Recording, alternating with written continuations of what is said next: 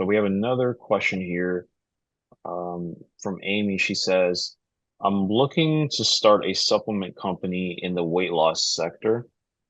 What marketing strategies do you recommend for bootstrapped early stage businesses and companies?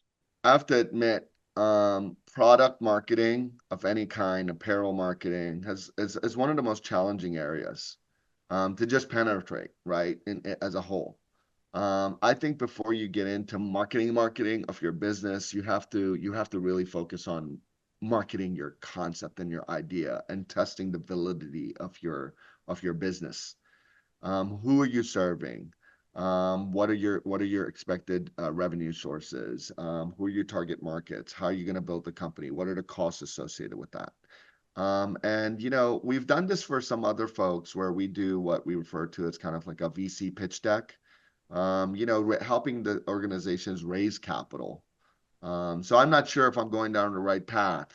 But because here, remember when I mentioned budgets, Jeremy, and I was mentioning, sustainable budgets. Well, a sustainable budget has to come from an existing cash flow. Otherwise, it's not sustainable. So when you're a startup, um, when you're a startup, you don't have that cash flow. So now you're using seed capital. So the question is, are you using your own money?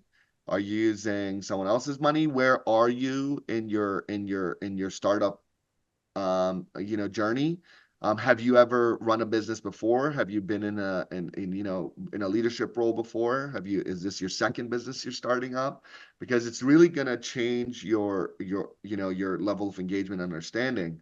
And I think that's where it's really important to I would highly recommend engaging a CMO, and having that and I wouldn't engage them for the long run.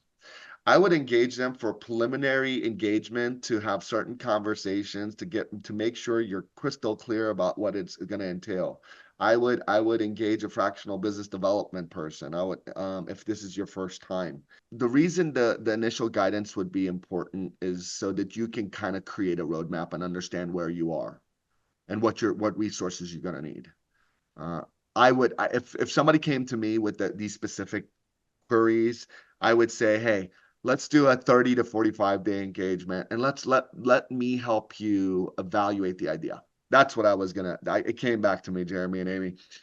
The thing that I want to share is most people, and I think we're all going to relate to this. When we want to start a company, what's the first thing we'll do?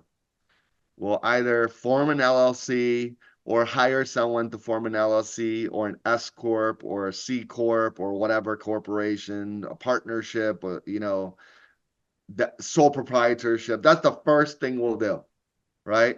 And then the next thing we'll do is we get our EIN, we'll go to the bank and open a bank account for money we don't have. And then the next thing we'll do is we'll hire an accountant to count the money we don't have, right? And 10 years later, after we hired some guy to make our logo, some guy to build our website, some guy to do our advertising, and we realized that we're in over our heads, 10 years later, we come to the realization that we could have probably done this a little bit better, and we should have hired someone that's a subject matter expert in sales or marketing. So I think, revenue is the first thing that a client should be considering and thinking about. Is my business model viable, and what do I need to spend to get it to that point? Are you selling a product? Are you selling a service? Are you selling an application? Are you selling a technology, right? So those things are important, and the cost and overhead to run those things. Did you buy a franchise? There's so many different considerations there, right? So I think it's really important to talk to CSOs, CMOs, and there's plenty of people. Join a chamber. If this is your first time, join a chamber. That it will only cost you like $900 for the year. And then when you go to that chamber and you meet business leaders, say, "Hey, how you doing? I'd love to talk to you about your business and how you got started. Would you like to?" And people love talking about themselves. They love talking about themselves, right? So can I get coffee with you? Can I take you to lunch? It'll cost you $30 lunch, but inflation, a burger costs $30, so you might have to spend 60, but it's still cheaper than hiring someone to build your website for 20, 10, $1,500. Whatever you're spending, it's still cheaper. And so I hope that helps. Yeah.